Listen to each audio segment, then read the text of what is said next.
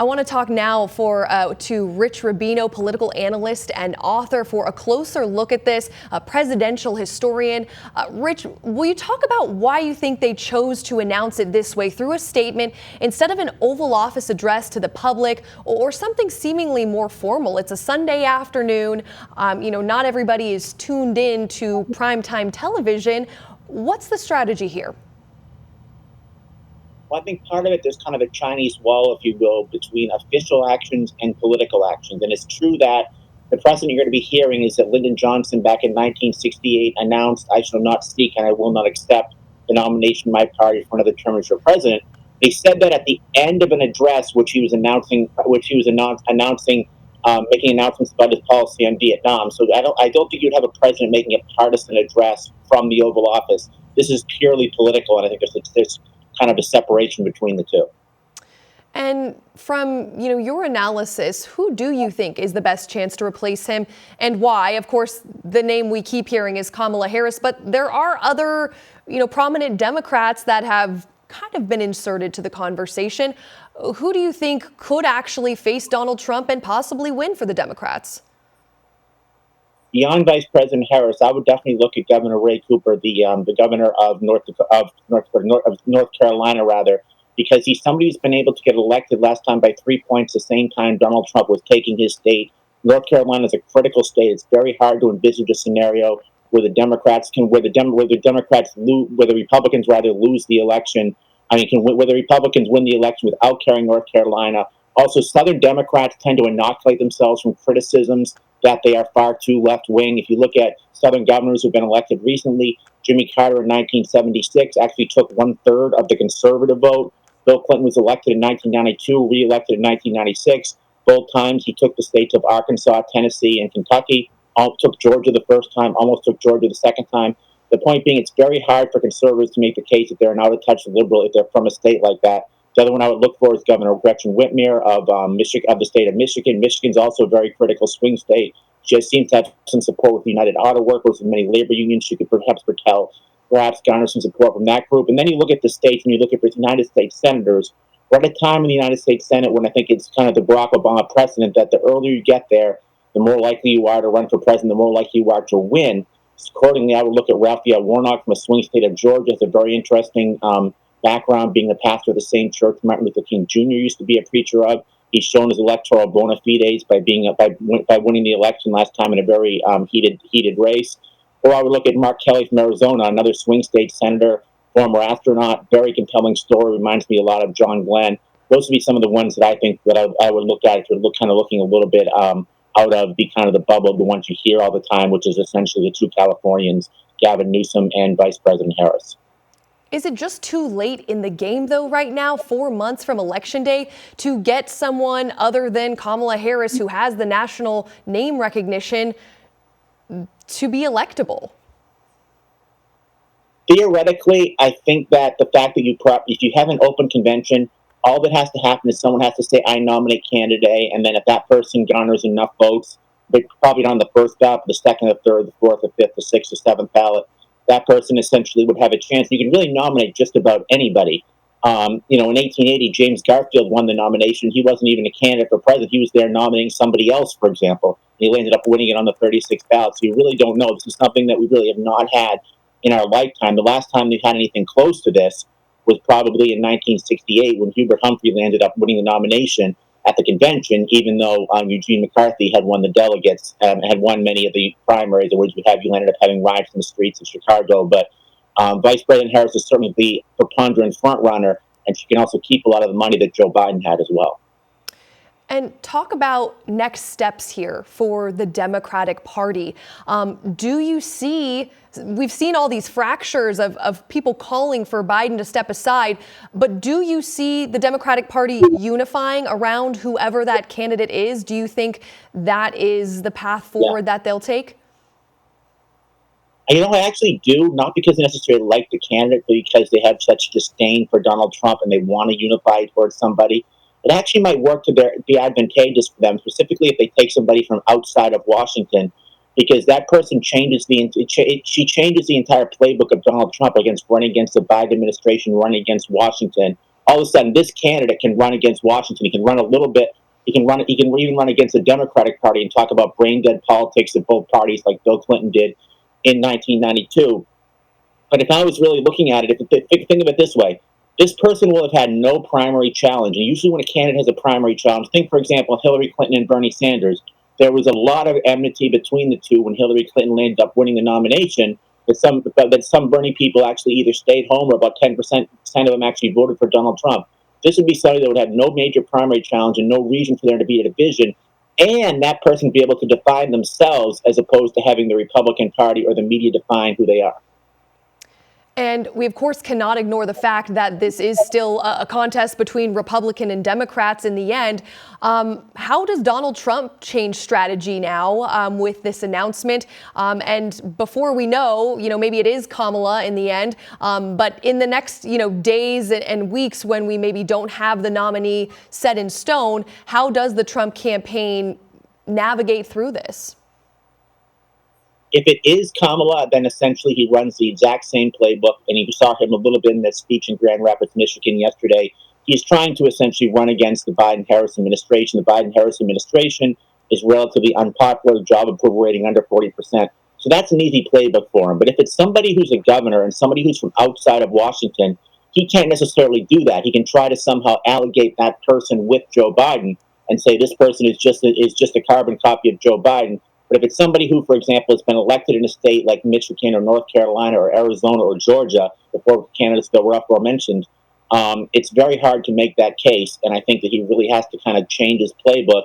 Perhaps he has to make it the candidate an affirmation of Donald Trump rather than putting demerits upon the other side.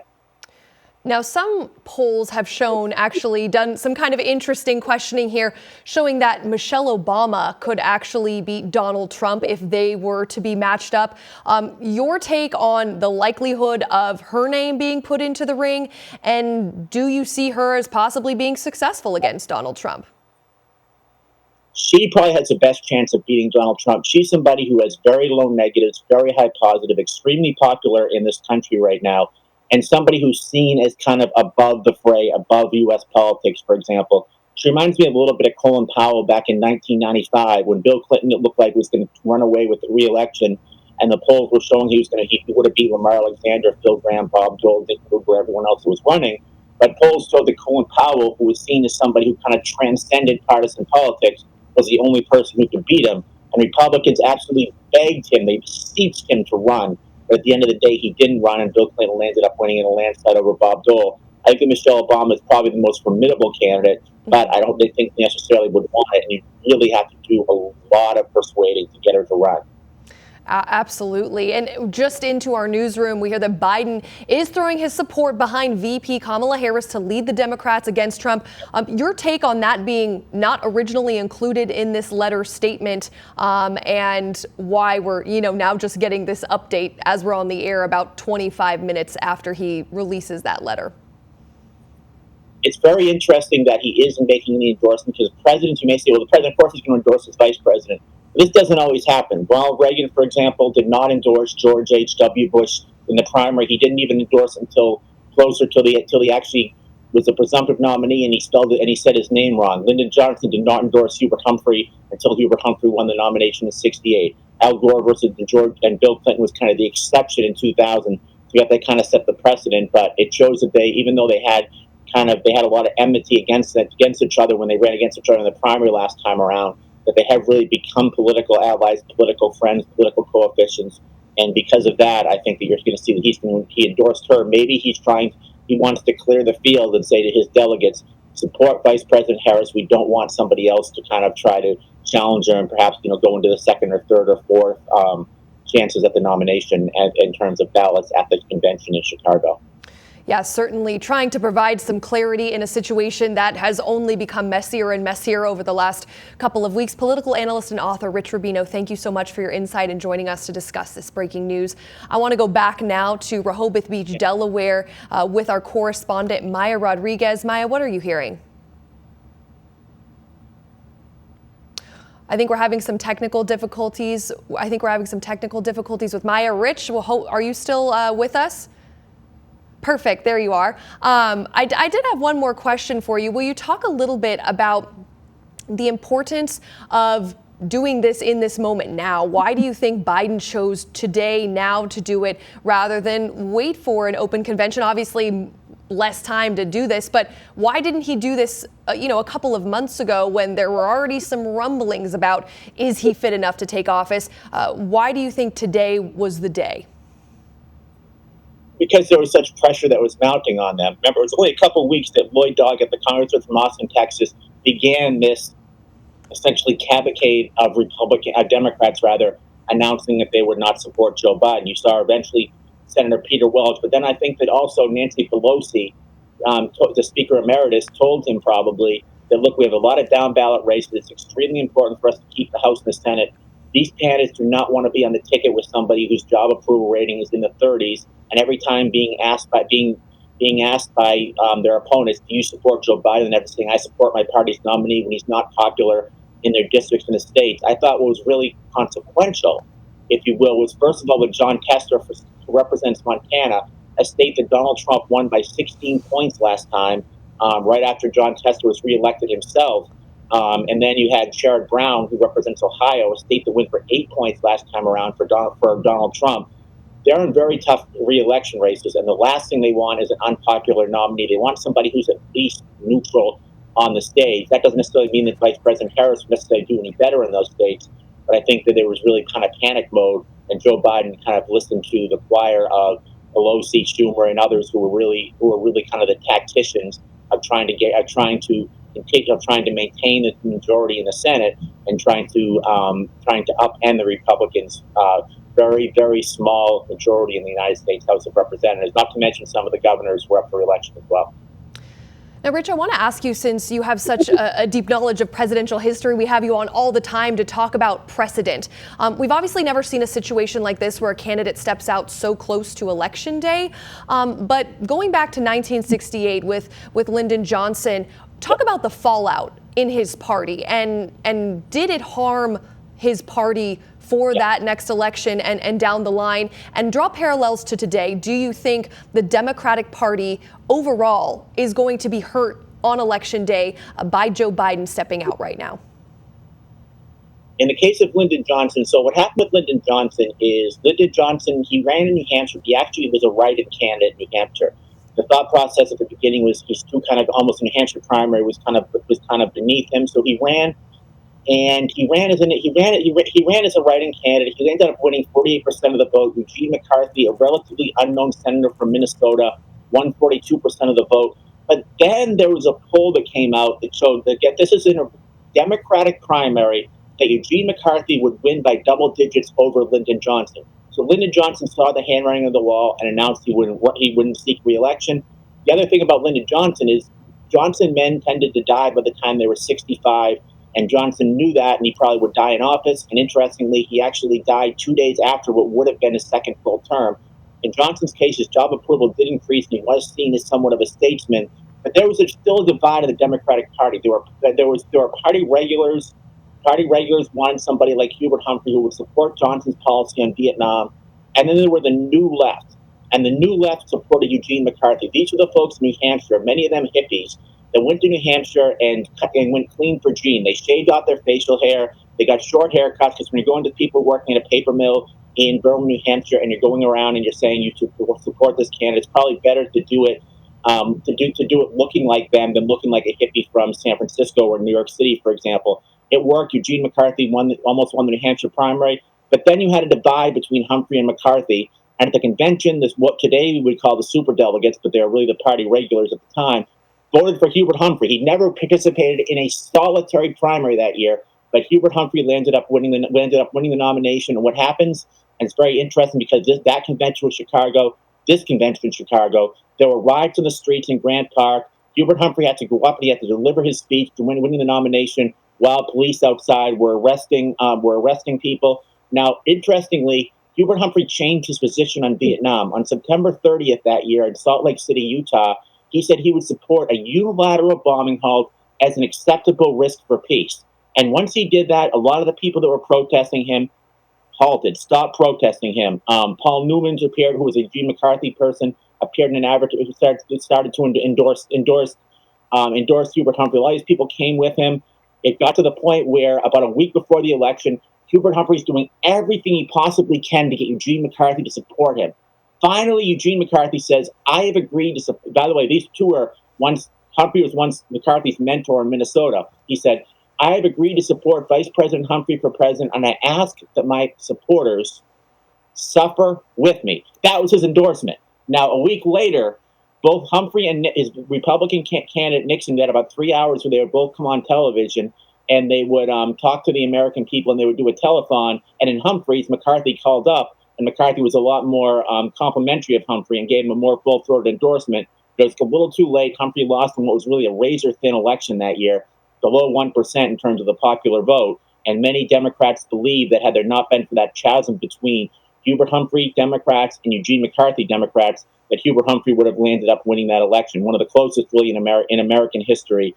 And Hubert Humphrey was Hubert Humphrey. Another thing that's very interesting about Hubert Humphrey, usually when the issues are going, when the issues that you focused on are being focused on, that you tend to win that race. For example, Hubert Humphrey focused on healthcare, he focused on civil rights, but in 1968, the major issue was the Vietnam War. Hubert Humphrey, that was not his major issue, foreign policy. And Hubert Humphrey would talk about, I am pleased as punch. And he would say that we need the politics of joy. But in 1968, with all the race riots and the division over the Great Society, the war on poverty, the Vietnam War, Americans were not looking for the politics of joy. And Hubert Humphrey ended up losing that year. Well, as you said, a razor-thin election, and it looks like that's what we are heading towards come November. Political analyst and historian Rich Rubino, thank you so much for joining us. I want to go back now to Rehoboth Beach in Delaware with our Scripps News correspondent Maya Rodriguez. Maya, you're just down the street from where President Joe Biden is isolating right now, sick with COVID, but released this letter on a Sunday. For our viewers who are just joining us, we had breaking news this afternoon that President Joe Biden announcing he is not going to continue his bid for re-election. Maya, you're on the ground there. What's the latest? Well, Alexa, this is a very fast-moving story, but we are starting to get some reaction from lawmakers on both sides of the aisle. I want to read to you a couple of the statements that we've gotten so far. One of them is from Democrat House member Brendan Boyle. He is a ranking member of the House Budget Committee. He said President Joe Biden is a patriot. He selflessly put personal ambition aside to do what he thinks is best for our country today and every day, both in dark passages and bright days. I am always proud to be one of Joe Biden's biggest supporters. We also heard from U.S. Senator John Hickenlooper, the Democrat from Colorado. He said for more than 50 years in public service, President Biden has always put the country before any personal concern or ambitions. It's just who he is. His presidency and career will be remembered alongside Roosevelt's and Johnson's for its scale, magnitude, and lasting impact on American society. More than anything, I'm thankful Joe Biden has given so much to this country over a lifetime of service. Again, on the Republican side, we are hearing from former Maryland Governor Larry Hogan, right now Republican running for U.S. Senate. He says, I respect President Biden for his decades of public service. I believe he made the right decision for his family and the country. These are dangerous and unprecedented times. He should be commended for putting the country ahead of personal ambition. And you keep hearing that theme in all of these statements that President Biden has put the country ahead of his own personal ambition. We have been talking to people out here at Rehoboth Beach who have honestly just came here for a day at the beach. It's a Sunday. It's the high season here. There are a lot of people. This parking lot is packed with beachgoers. But we did talk to a few of them right when this news broke, and they said the same thing, that the president, in their view, is doing the right thing for the country. These are Democrats that we spoke to, longtime Delaware residents, who said that the president is doing the right thing by not running for re-election. As to who could take his place, all kinds of names were said out here. You had Kamala Harris come up, the vice president, of course, but other people were saying Michelle Obama possibly, or even Hillary Clinton. So there is just running the wide gamut of names out here of people who they would like to see take President Biden's place at the top of the Democratic ticket. But again, this is a very fast-moving story, Alexa, and we're going to work to gather more information from you, from out here. Alexa. Absolutely. I know we've been talking, for the last few weeks since that debate performance, and the questions really starting to swirl and the dissent growing among the Republican Party. Were the people that you spoke with, worried that this would spell trouble for the Democratic ticket no matter what? I know you said they felt the president made the right choice, but were people worried that this choice came too late? We did not hear that. What I did ask them, though, is what led them to the conclusion that the president shouldn't be at the top of the ticket. And what they told me was that it was the debate performance. That pretty much solidified it for them. When they saw the president during that very shaky debate performance, believe it or not, that was last month. It feels like a year ago at this point. But they said when they saw that, they knew that that was the time for the president to no longer be at the top of the Democratic ticket. I'm being told right now that we do have some of those interviews that we did out here. Take a listen to what some of the people had to say. Well, Sally, first of all, you just heard that President Biden will be not seeking re-election at this point. What was going through your mind? What are your thoughts? I think that at this time, it's the right thing for the Democratic Party. As a native Delawarean, he has done so much for our state and as president for our country, but now is the time to step aside. What makes you say that? The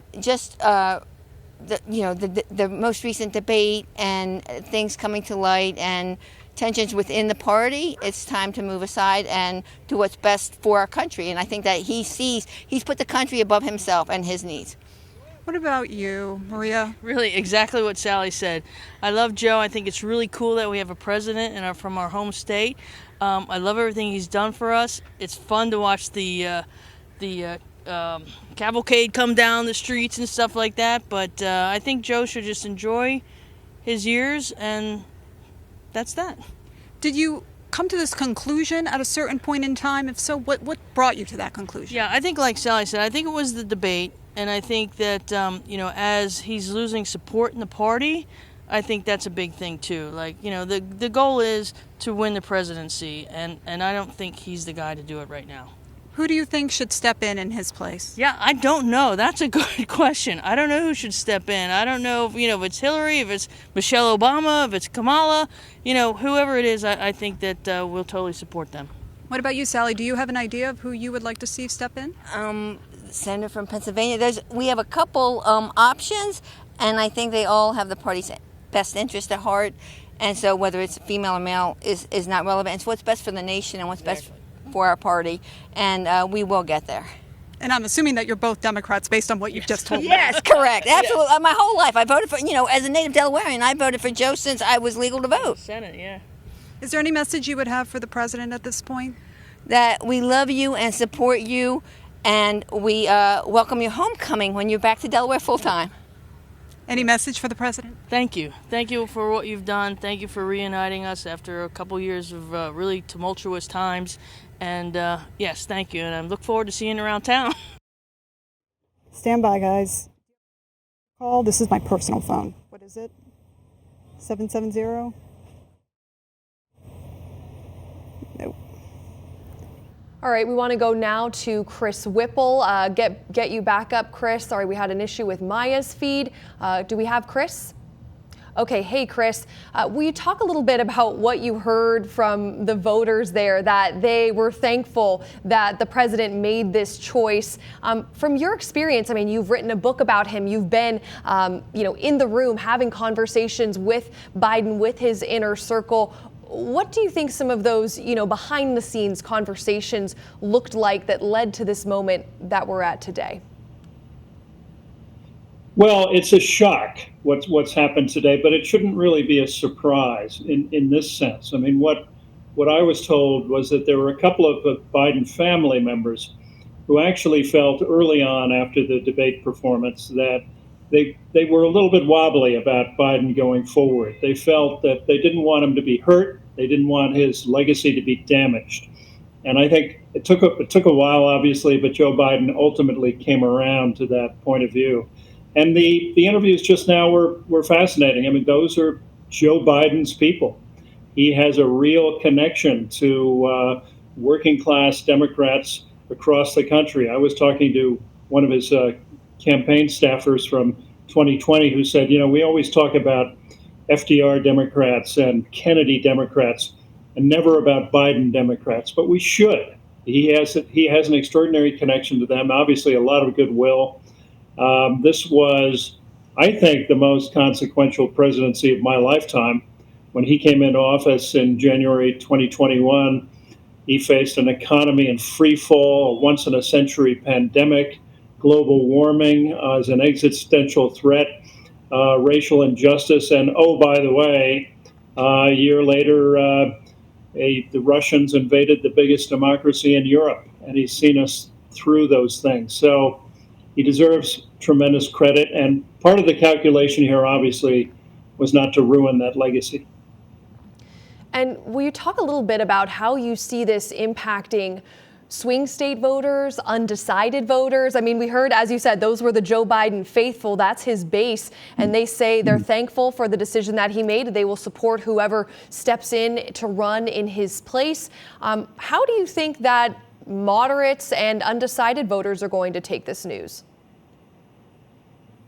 Well, I think it's a whole new ballgame, and it makes all of those moderate swing voters in the battleground states, they're now reachable. And unfortunately, until now, they really weren't, because the focus was so obsessively on whether Joe Biden could get up the steps of Air Force One or whether he would mangle the next sentence that came out of his mouth. That is now behind us. So that's a real plus, and I'm sure the Trump campaign is scrambling, and they may act as though they didn't care whether Biden got out or not. But I think this upends the board. It really is a whole new ballgame. It truly is. It truly is another unprecedented moment in American history and in this election cycle. Chris Whipple, if you can stand by with us for just a minute, we have to take a quick break here on Scripps News, but stay with us. We have much more to discuss about President Joe Biden announcing that he is stepping out of the 2024 race. Stay with us. We'll be right back.